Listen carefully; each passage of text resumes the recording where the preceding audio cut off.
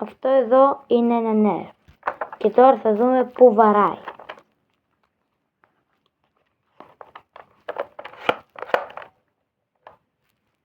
Βάλουμε και τη δεύτερη σφαίρα, επειδή παίρνει 2.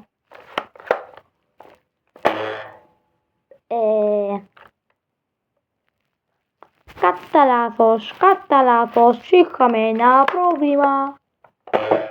Και τώρα μάλιστα θα σπάγαμε και το φωτιστικό. Κουνιέται, πάει να πέσει. Αυτό δεν είναι καλό. Πάμε να βάλουμε και άλλες σφαίρες.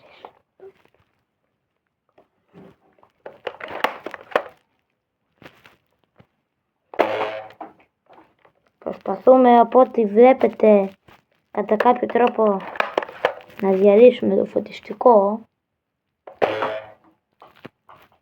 Πολύ άστοχο.